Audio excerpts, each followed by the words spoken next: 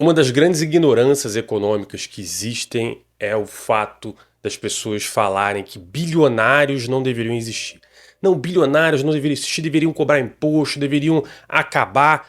Essa é uma grande ignorância que está comum na nossa sociedade e você deveria ficar esperto quanto a isso. Eu vou explicar para você qual é a relevância de um bilionário na economia, qual é a relevância a gente ter pessoas que estão dedicadas a grandes projetos.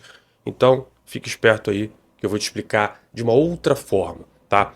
Se você já assistiu aquele filme, por exemplo, A Lenda, né, em que tá lá o Will Smith numa Nova York arrasada, andando pelas ruas, aqueles carros jogados, o mato já cresceu, né, tá aquela confusão, ele tá sobrevivendo na cidade, tentando achar comida, né, um negócio super difícil, né, um survival no meio de uma cidade tão rica quanto Nova York. E você já parou a pensar que, porra, pela lógica da galera da esquerda, isso não faz sentido. Por quê? Se todo mundo morreu, acabou os bilionários, acabou os ricos e sobrou pouquíssimas pessoas, essas pessoas hoje detêm toda a riqueza do mundo. Will Smith lá no vídeo, ele aparece como o único cara que está ali em Nova York, portanto ele deveria ser ultra mega bilionário. Mas ele não é. Ele é só um cara tentando sobreviver na cidade. E por que que isso acontece? Porque as pessoas têm uma visão muito errônea da economia, né? As pessoas que pensam que bilionários não deveriam existir são as pessoas que pensam que a riqueza no mundo ela é dada. E, portanto, se o bilionário tem muito, significa que outras pessoas têm muito pouco. E se você dividisse isso igualmente, todo mundo viveria feliz da vida, rico. Isso não é verdade, pessoal. O filme mostra isso.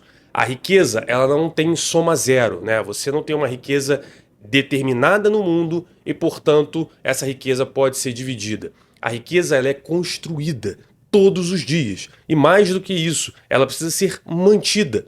O processo de construção de riqueza que nos tirou lá de caçadores-coletores, que não éramos muito diferentes de um macaco, para hoje um momento em que você pode simplesmente se aposentar, viver bem, né, fazer home office. Tudo isso só foi possível porque a produtividade do trabalho ao longo do tempo cresceu.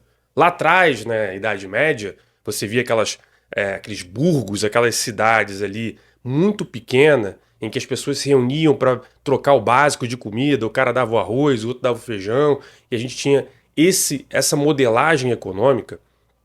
Era muito comum você ver uma família em que ela era numerosa, porque era mão de obra, então você casava com uma mulher, né, você tinha seus pais ali, e você ia tendo filho, e aquele filho ajudava você na produção do alimento. Né? Criancinhas trabalhavam, até o último dia da sua vida você também trabalhava. Né? E no final do mês você produzia muito pouco. Né? A produtividade só aumentou quando a gente começou a efetivamente investir em tecnologia. Então, você investiu num arado, você usou força animal, você começou a desenvolver a química, né? Então, hoje você tem fertilizante, você tem outras formas. A gente desenvolveu o conhecimento da física, da astronomia, né? Então, você tem que plantar nessa época, você tem que colher naquela época. Isso aqui funciona dessa forma. A irrigação. Então, toda a tecnologia foi sendo desenvolvida pela raça humana até que a gente conseguiu tecnologia o suficiente para que a produção de alimento não fosse mais um problema. Eu já citei isso em outro vídeo, eu vou repetir aqui. No século XVIII, 99 americanos trabalhavam na produção de alimentos para 100 americanos se alimentarem. Só 1% da força de trabalho americana estava dedicado a alguma coisa que não era produção de alimento. Hoje, um americano produz alimento suficiente para 200 americanos, ou seja, 0,5% da força de trabalho americana está efetivamente dedicado à produção de alimento. E aí, se você for um cara razoável de matemática, vai entender, pô, mas e aí, tá todo mundo desempregado? Porque, veja, a tecnologia foi desempregando as pessoas. Então, naturalmente, os Estados Unidos está cheio de desempregado. Isso não é verdade. Porque uma vez que você melhora a produtividade, você consegue permitir que você tenha alguns benefícios. Por exemplo, quando você melhorou a produtividade do trabalho, você falou, não, a criança não vai trabalhar ali com 4 anos, 5 anos de idade na colheita de alguma coisa, como acontecia lá na Idade Média. Pô, vamos dar educação, vamos ensinar essa pessoa a ler, a entender matemática, a aprender, e quando ela tiver seus 14 anos, ela começa. Depois o negócio melhorou, 18 anos. Depois, pô, o cara tá ficando velho, vamos aposentar esse cara. E depois, o cara não precisa trabalhar comigo, ele pode, de repente, se dedicar a estudar alguma coisa. Então ele vai para as cidades, hein?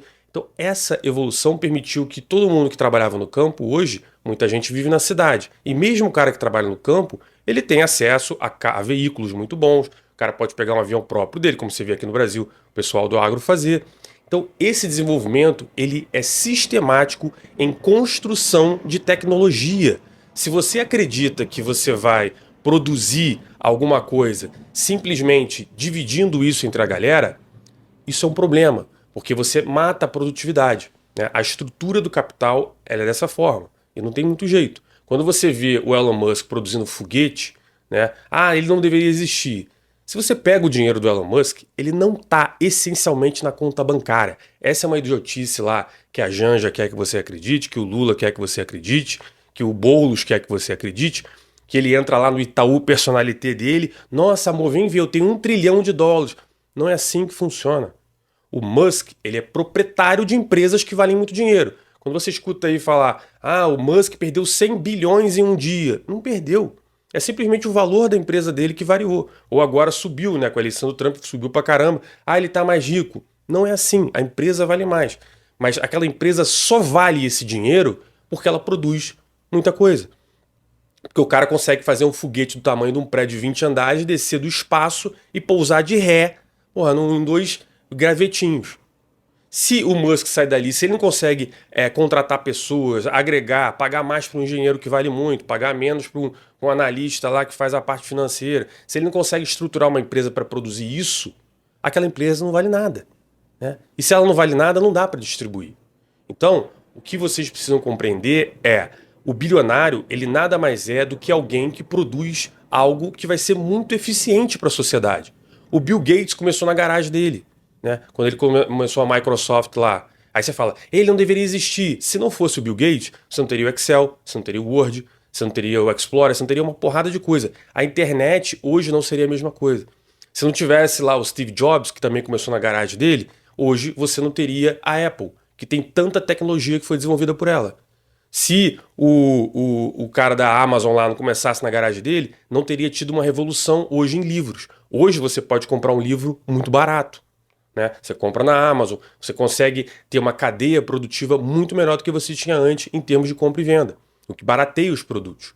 Então, o bilionário nada mais é do que alguém que está produzindo algo muito bom e as pessoas estão usufruindo disso. E naturalmente o capital vai ir para ele. Mas é um capital novo que foi criado, porque agora você é mais produtivo muito por conta desse bilionário. Então, essa ideia de que a riqueza ela existe, ela é única e basta a gente dividir, é uma idiotice.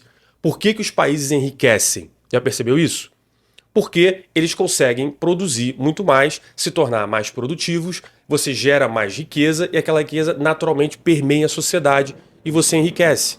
É assim, por exemplo, que aconteceu na China. A China não roubou o dinheiro de alguém para poder se desenvolver. A China, inclusive, era um país reconhecidamente socialista. Eles estavam do lado de lá do Muro de Berlim. Quando eles viram o Muro de Berlim cair, os caras falaram, essa porra de comunismo não funciona. Então os caras desenvolveram um capitalismo próprio, um capitalismo de Estado, mas ainda assim um capitalismo. As empresas hoje que estão na China são empresas capitalistas. A própria Huawei, a própria ZTE, várias outras empresas, Xiaomi, sei lá, essas porra dessas empresas que eles têm, todas estão no mercado competitivo. Os caras não estão como era na antiga União Soviética, ali fechado, produzindo. Eles estão no mercado, competindo com a Apple, competindo com a Tesla. Os caras estão ali. E isso faz com que eles lutem todos os dias para serem mais produtivos, para conseguir produzir coisas mais baratas, a custos melhores, né, com entregas melhores. E isso faz com que essa dinâmica desenvolva maior produtividade. E aí países que estão nessa pegada de lutar para ser mais produtivos, enriquecem. Porque a produção de riqueza aumenta. A gente tem exemplos inversos também. A gente tem a Venezuela, que era o país mais rico da América Latina. E aí os caras mudaram a forma de produção. Não vamos para o capitalismo, vamos ser bolivarianismo, socialismo do século XXI, essas merda que o pessoal adora aí. O que aconteceu? A dinâmica produtiva de produção de riqueza, que não pode parar essa máquina, ela secou, ela ficou enferrujada, lenta. E o que aconteceu? Simplesmente não é que eles dividiram a riqueza e hoje todo mundo é classe média na Venezuela. A produção de riqueza ficou muito ruim, os caras foram empobrecendo, e hoje os caras estão em cima de uma das maiores reservas de petróleo do mundo e comem cachorro lá, passa fome. O pessoal lá fica fugindo para Roraima. Imagina, para você fugir para Roraima é porque o negócio está complicado, né? Então, percebe que a visão de que a riqueza ela é dada e ela não é construída é uma forma que você é iludido a acreditar que o cara rico está roubando o seu dinheiro, né? Então, aqui no Brasil, cada vez mais a gente fala, vamos atacar os ricos, atacar os ricos. A gente tem essa pegada aqui e o que acontece? Nós somos um país medíocre. Os ricos do Brasil vão todos embora. O pessoal adora falar do Jorge Paulo Lema. Ah, o Jorge Paulo Lema, pega o Jorge Paulo Lema, que é um cara brilhante em termos de como empresário, né? Ah, fez merda, fez, mas assim, o cara tem muito entrega a ser feita.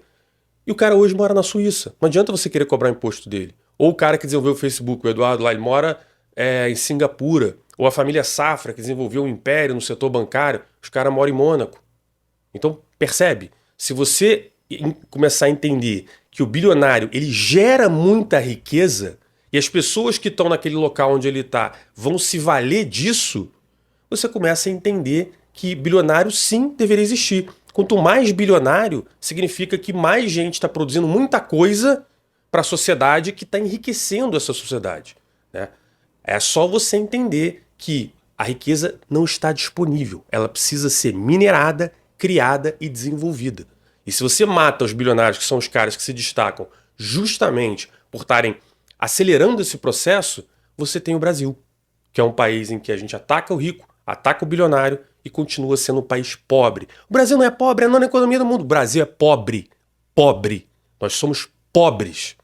Porque você não mede riqueza pelo tamanho da sua economia. Você mede pelo tamanho da sua economia dividida pela população. E quando você faz o nosso PIB per capita, a gente está em 89º. Botsuana, já ouviu falar de Botsuana? É mais rico do que a gente. O Iraque, sabe do Iraque? Lembra do Iraque? Guerra do Iraque, né? O Iraque é mais rico do que o Brasil. Então, muda a cabeça de vocês, estudem mais. Para de ficar só olhando o título da reportagem ou escutando essas pessoas que não entendem nada de economia e acaba te influenciando a ser pessoas que estão reverberando ideias equivocadas, beleza? Se você gostou, curte, comenta aqui o que você acha ou as suas dúvidas que eu posso usar para um próximo vídeo. Não deixe de seguir o canal, porque muita gente assiste e não segue o canal. E vejo você no próximo vídeo.